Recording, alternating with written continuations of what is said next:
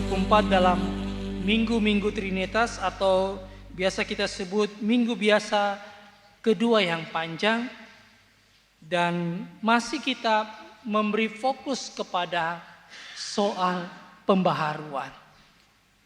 Bapak Ibu jemaat yang Tuhan Yesus kasih Allah kepada dunia ini tidak terbatas. Dan kasih Allah menurut Yohanes 3 ayat 16 itu bukan hanya ditujukan kepada satu bangsa, atau secara khusus kita keliru jika kita mengatakan bahwa kasih Allah itu hanya untuk orang-orang pilihan bangsa Israel saja. Untuk yang lain mungkin tidak. Pernyataan ini keliru. Karena pernyataan ini sama dengan pikiran Yunus. Bagi Yunus, kasih Allah itu hanya untuk orang Israel. Di pemahaman secara umum, orang yang ada di luar orang Israel itu bangsa kafir. Di pemahaman pikiran orang Israel, orang yang di luar daripada orang Israel itu adalah orang-orang yang akan dihukum oleh Tuhan. Pikiran itu juga ada di Yunus. Bagi orang Israel, orang di luar orang Israel tidak perlu dapat pengampunan dan tidak perlu dapat kasih sayang dari Tuhan Allah. Tapi yang mereka dapat, harus mereka dapat hukuman. Karena mereka adalah bangsa kafir. Itu pemahaman orang Israel saat itu. Namun secara universal atau secara umum mau dikatakan kepada kita bahwa kasih Allah itu menurut Yohanes 3 ayat 16, Allah kasih kepada isi dunia ini. Karena begitu besar kasih Allah akan dunia ini isinya. Jadi bukan terbatas kepada satu golongan saja. Bukan hanya terbatas kepada satu kelompok saja. Tapi kasih Allah itu untuk semua orang. Baik orang Kristen kah, orang Islam kah, orang Buddha kah, atau suku A, suku B, suku C. Kasih Allah untuk semua orang yang ada di dalam dunia ini. Kecuali yang tinggal di luar planet. Itu tidak. Tetapi yang menanggapi, yang meresponi kasih Allah itu, Yohanes 3 ayat 16 bilang, mereka yang mendapatkan hidup kekal. Jadi secara umum kasih Allah itu diberikan kepada isi dunia ini. Tetapi yang menanggapi, yang meresponinya, itu yang mendapatkan kehidupan kekal. Di bagian ini kita mau melihat bagaimana pikiran Yunus dan pikiran orang banyak, orang-orang Israel saat itu.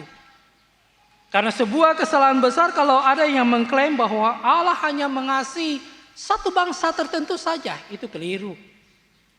Sekalipun Israel itu adalah bangsa pilihan, bukan berarti Allah hanya mengasihi mereka dan yang lainnya Allah tidak menyayangi dan mencintai mereka.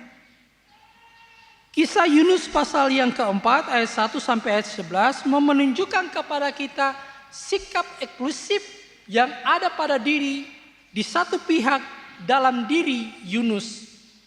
Tetapi di pihak yang lain kita mau melihat bagaimana perhatian dan kepedulian Allah terhadap orang-orang Niniwe, yang dimana ini bagian daripada bangsa Asyur.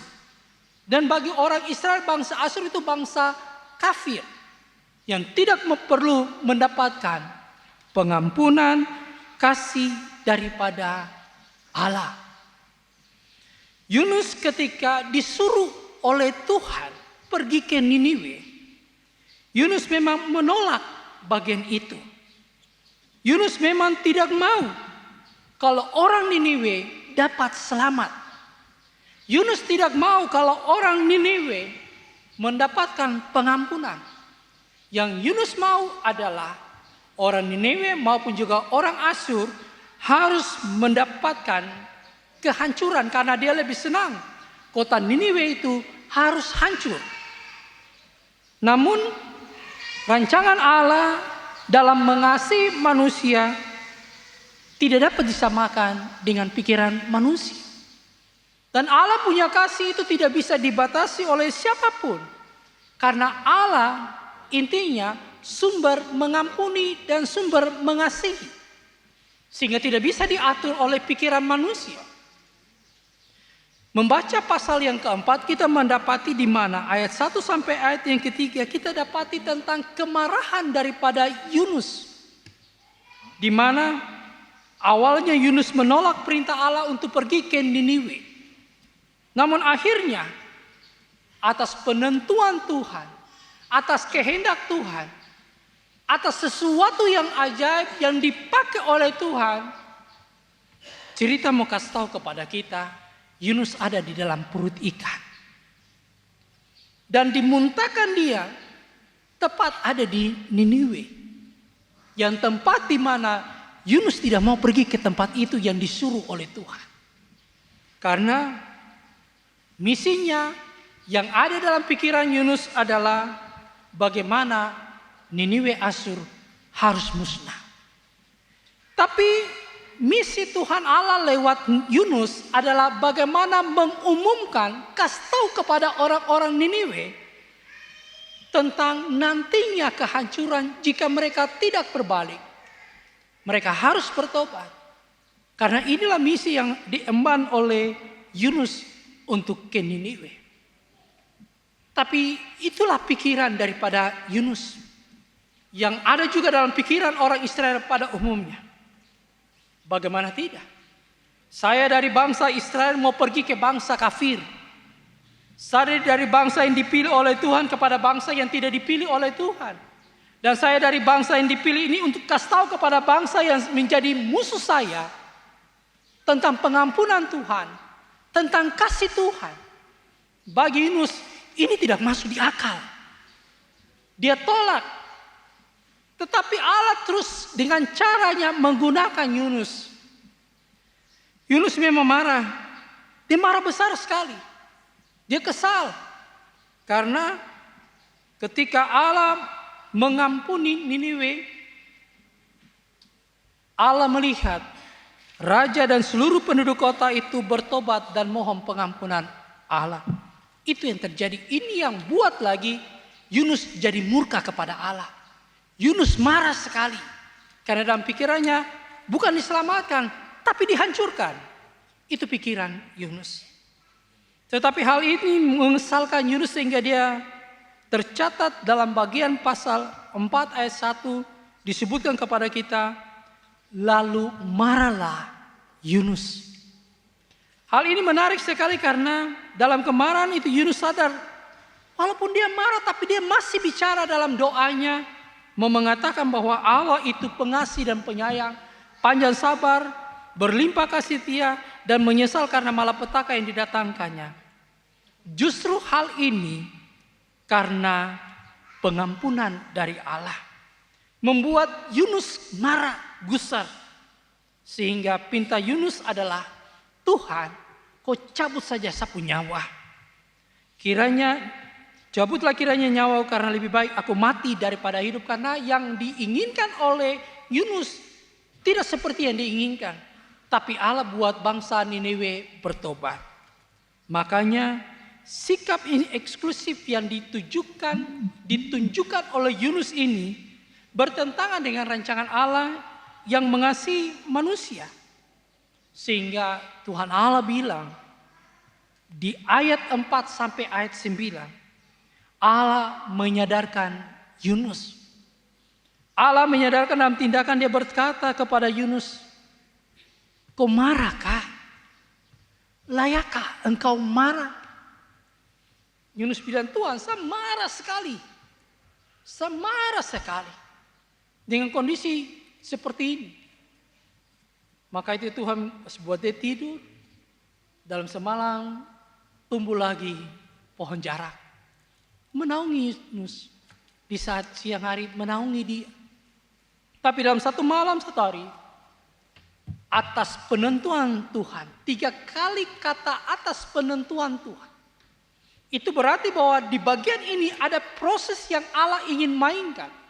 Untuk Yunus mengerti tentang sesuatu yang Allah sangat perhatikan dan ingin Yunus lihat bagian ini. Atas penentuan Tuhan ada ulat. Ulat menggerek semua pohon jarak. dan pohon itu pun layu. Yunus tidak mendapatkan lagi perlindungan dari pohon itu.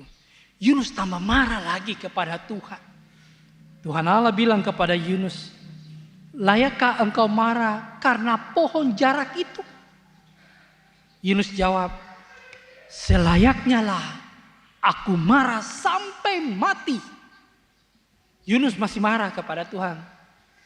Di ayat yang ke-10 sampai ayat 11, Tuhan Allah mau kasih tahu kepada Yunus tentang cinta kasih Allah kepada orang Niniwe.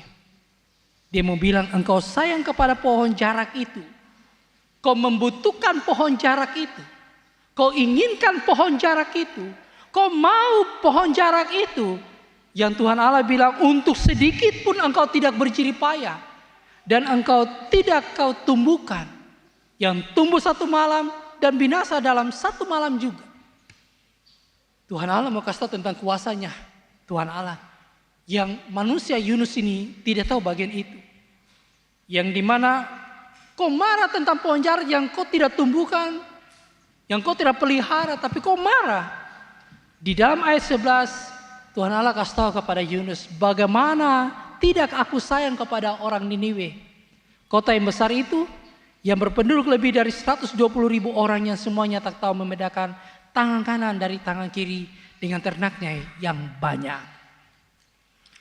Bapak Ibu, persekutuan yang Tuhan Yesus kasih di cerita ini ada dua bagian yang kita mau belajar dari bagian ini. Pertama, cinta kasih Tuhan tidak pernah terbatas.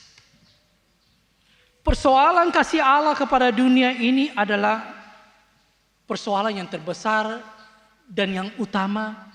Dan sungguh itu adalah misi Allah bagaimana mengasihi isi dunia ini.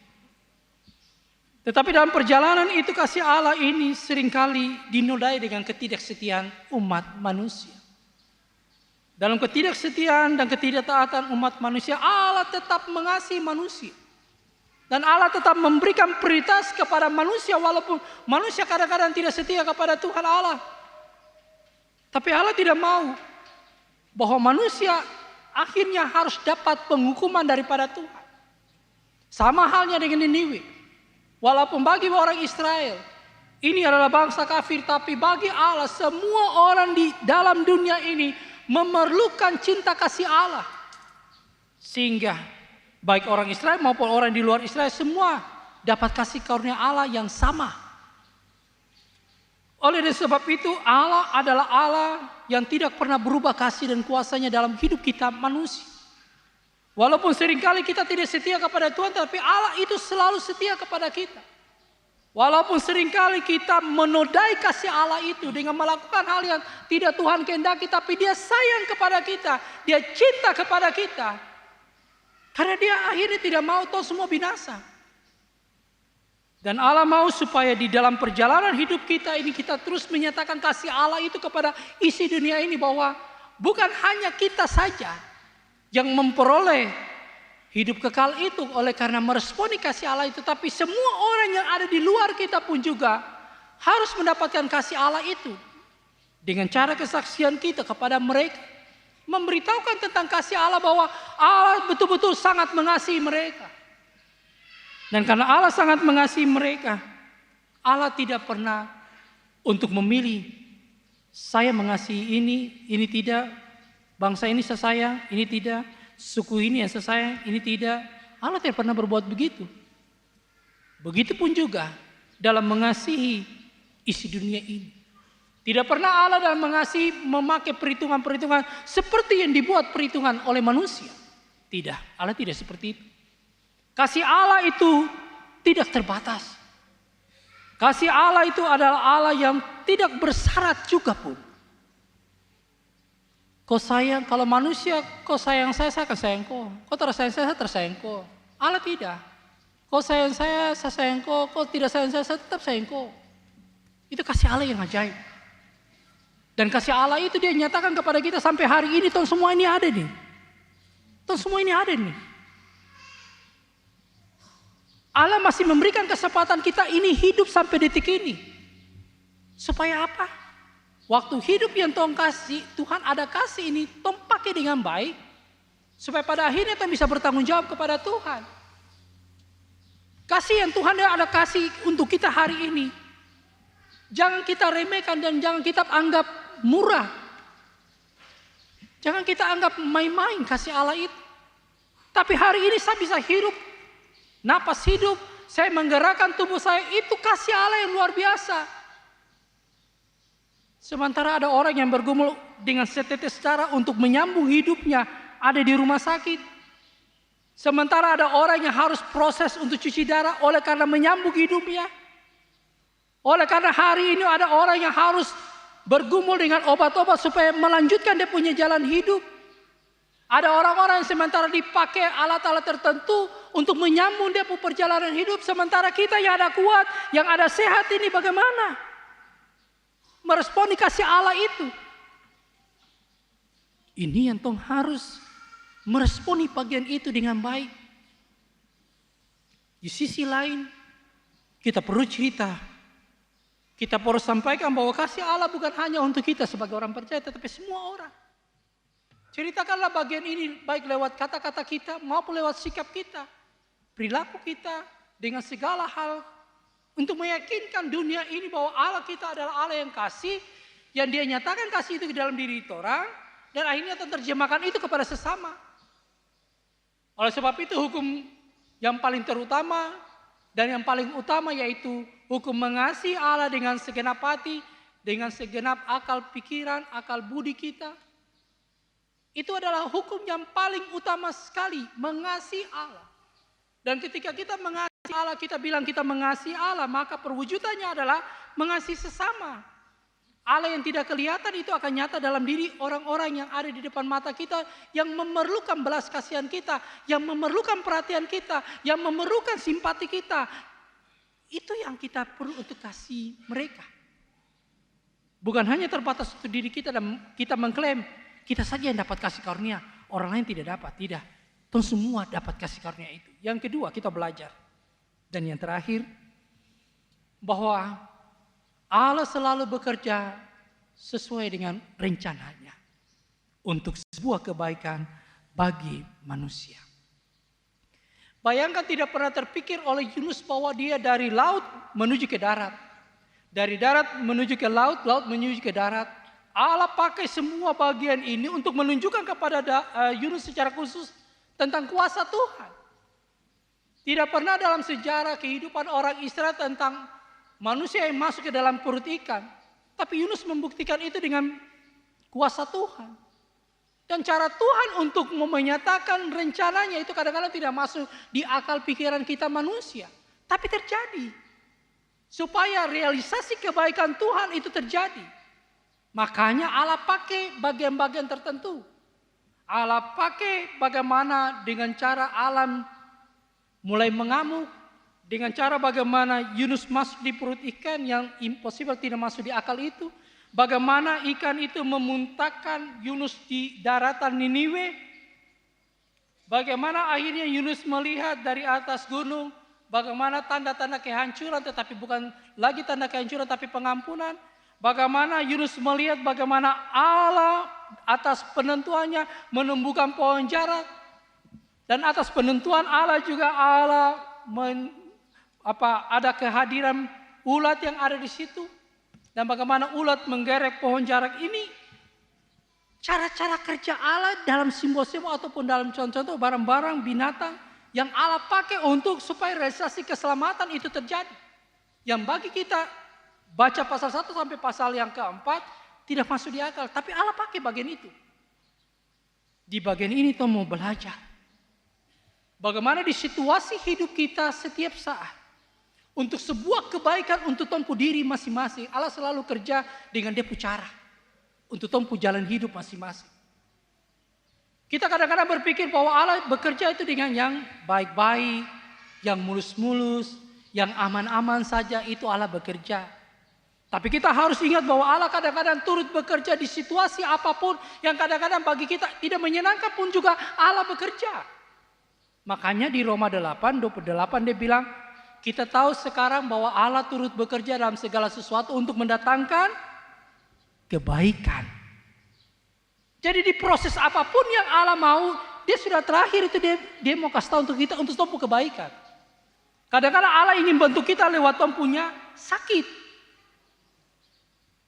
Kadang-kadang Allah izinkan penyakit ada pada diri kita untuk Tom belajar taat kepada Tuhan, belajar bergantung kepada Tuhan, belajar untuk sadar bahwa Tom tidak hebat. Allah kadang-kadang pakai bagian itu. Tapi Allah juga kadang-kadang memakai cara bagaimana kita diizinkan untuk dapat masalah. Supaya Tom belajar bergantung kepada Tuhan, belajar untuk lihat diri ini. Allah kadang-kadang mau menyatakan kebaikan kepada kita. Mungkin kita karena bermasalah kita masuk di penjara. Allah bentuk kita di situ supaya kita menjadi orang Kristen yang sejati. Tom kadang-kadang tertahu cara kerja Allah. Tapi satu hal untuk tumbuh kebaikan itu saja. Lihatlah segala sesuatu yang terjadi atas diri kita, itu cara kerja Allah. Kalau itu adalah bagian oleh karena sapu dosa dan kejahatan, jangan bilang itu cara kerja Allah. Itu kau dosa. Itu kau kejahatan. Saya tahu bahwa tidak boleh membunuh tapi kau membunuh. Jangan bilang Allah itu kerja dengan cara itu. Tidak. Allah bukan cara kerja dengan model begitu. Tapi bagaimanapun situasi apapun yang ada dalam situasi bagaimanapun. Tuhan Allah bilang kepada Yunus. Orang Niniwe yang tidak tahu membedakan tangan kanan dari tangan kiri. Tidak tahu membedakan mana yang benar dan mana yang tidak benar. 120.000 orang dibandingkan dengan pohon jarak. Saya sayang orang-orang Niniwe ini. Pohon jarak saya juga tumbuhkan. Tapi orang-orang Niniwe juga saya ciptakan mereka. Saya juga sayang kepada mereka. Itulah sebabnya memasuki minggu kerja kita yang baru. Mari kita tidak mengklaim diri kita sendiri yang mengalami kuasa Allah. Orang lain tidak. Kita juga jangan membuat diri kita eksklusif sehingga mau menyatakan bahwa kita sendiri yang patut dapat kasih Allah. Kau orang berdosa jadi kau terdapat. Tidak. Tuhan sayang kita semua. Tuhan rindu kita berbalik ketika kita jahat berdosa.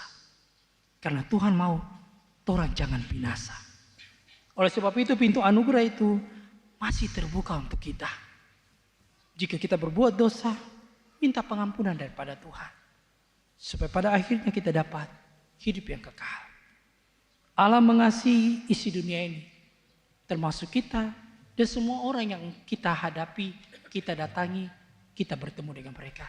Mereka juga memerlukan kasih Allah. Oleh sebab itu bagikan kasih Allah itu. Ceritakan kepada dunia. Allah kita itu pengasih dan penyayang. Panjang sabar dan berlimpah kasih. Memang kadang-kadang Tom marah. Memang kadang-kadang Tom kesal kalau sesuatu yang kita rencanakan tidak sesuai dengan apa yang kita inginkan. Sama dengan Yunus. Mau yang begini tapi Tom bilang tidak.